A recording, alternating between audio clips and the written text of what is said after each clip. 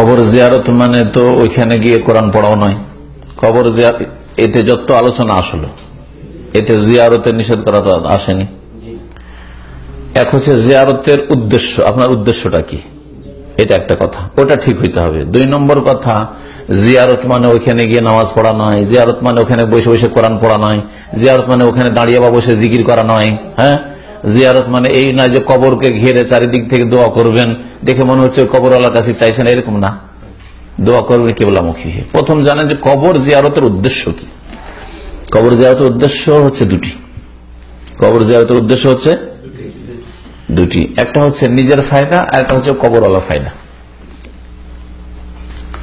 নিজের ফায়দা সম্পর্কে নবী সাল্লাল্লাহু আলাইহি ওয়াসাল্লাম বলছেন, জুরুল কুবুরা ফাইন্নাহা তুযাক্কিরুকুমুল আখিরাহ। তোমরা কবর জিয়ারত করো, কবর জিয়ারত করলে আখিরাত পরকাল স্মরণ হবে।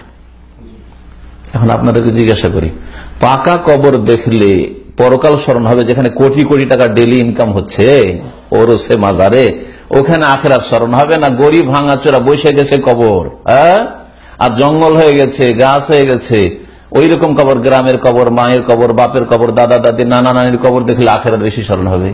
যে আমার বাপ মা দাদা দাদিকে এখানে আসতে হয়েছে, মরে সরে গেছে, আর কবর মাটি তার বুকের উপর চলে পড়ে গেছে, আমাকে এখানে আসতে হবে। আমি যত বড় জাদরেল হই না আর বড় নেতা হোক না কেন, আমাকে এখানে যেতে হবে। কোনটা দেখলে আখিরাত স্মরণ হবে? কাঁচা কবরগুলি, তাই না? তাহলে কাঁচা কবর দেখতে যেতে, পাকা কবর নাই। পাকা কবর শিরকের বাজার ওখানে গরম হয়ে আছে, আর ইনকামের বাজার গরম হয়ে আছে। বিনা পুঁজির ব্যবসা, সরকারি লাইসেন্সও লাগে না, আর পুঁজিও ইনভেস্ট করা লাগে না। পাকা করে দিয়ে চাদরটা চড়িয়ে দিলে, ফুল টুল দিয়ে দিলে, আমাদের দেশে জাহেল মূর্খ সমাজের বাজার গরম হয়ে যায়, ওখানে আর অসুবিধা নেই। হ্যাঁ, ইনকাম চলতে থাকে, বিনা পুঁজির ব্যবসা। সেই জন্য কবর জিয়ারত করতে হবে এমন কবর, যে কবর দেখলে আখিরাত স্মরণ হয়। আল্লাহ, আমি যতই বড় আলেম হই না কেন, আর যতই বড় শেখ হই না কেন, আমাকেই কবর আসতে, আমাকেই কবর আসতে, ঠিক না? জি, আমি যতই বড় পয়সাওয়ালা হই না কেন, অট্টালিকার মালিক আর 5 স্টার হোটেলের আমি ম্যানেজার হই না কেন, আর রাষ্ট্রপতি আর প্রধানমন্ত্রী হই না কেন, আর মন্ত্রী মিনিস্টার হই না কেন, আমাকে কবর আসতে হবে। জরুল কবর, কবর জিয়ারত করো, আখিরাত স্মরণ হবে। যে দুনিয়া তুচ্ছ কিছুই না, আজকে আছে, আজকেই নেই হয়তো, আজকে আসার কালকে নাই, কথা বলা ভুল, আসলে এক্ষুনি নেই হয়তো, ঠিক না? জি হ্যাঁ,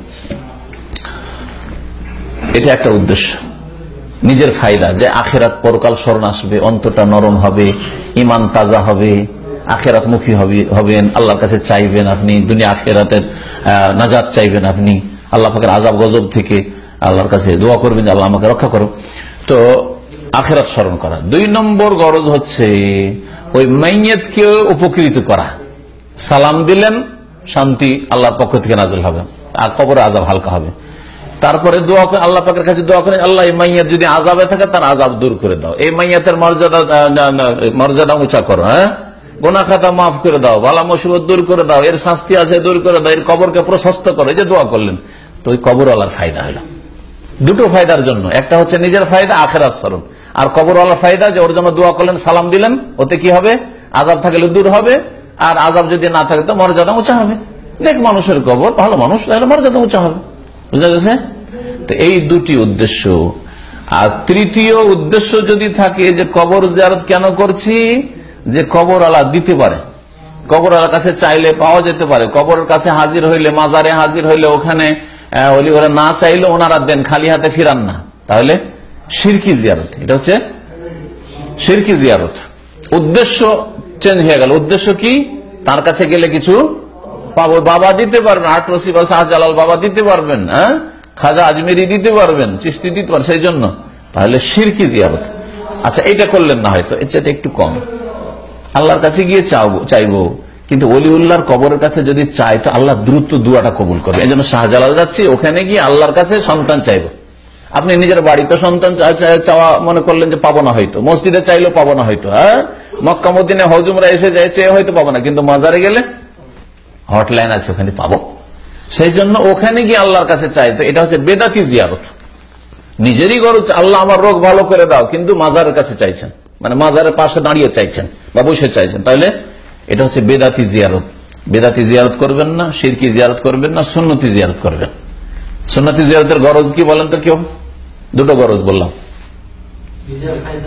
নিজের ফায়দা, আর ওই কবরে যে শায়িত আছে তার ফায়দা, মৃতের ফায়দা। নিজের কি ফায়দা?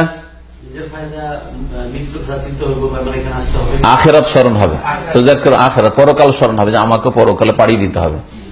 আর ওই মৃত লোকের কি ফায়দা?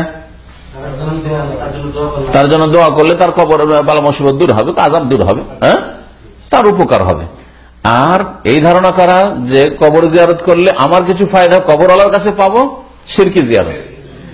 কবরের পাশে কি আল্লাহর কাছে যদি চাই তাহলে তাড়াতাড়ি পাবো আল্লাহর কাছে, বেদাতি জিয়ারত। বুঝতে পেরেছেন? এবারে তার ইসলামে সুন্নতি জিয়ারত আছে, আমরা সুন্নতি জিয়ারত করি, আর বিদাতি ভাইরা বিদাতি জিয়ারত করে, শিরকি ভাইরা শিরকি জিয়ারত করে। শিরকি ভাই বলা ঠিক হলো, যারা শির করে তার ভাই হইতে পারে না, আবার যারা শির করে তার ভাই হইতে। আল্লাহ বলছে ইন্নামাল মুমিনুনা ইখওয়া, মুমিনরা পরস্পর ভাই। আল্লাহ পাক হেফাজত করেন, আল্লাহ ভুল ত্রুটি মাফ করেন, আল্লাহ গুনাহ খাতা মাফ করে দেন। ওয়া সাল্লাল্লাহু আলা নবিয়িনা মুহাম্মদ ওয়া আলা আলিহি ওয়া সাহবিহি আজমাইন।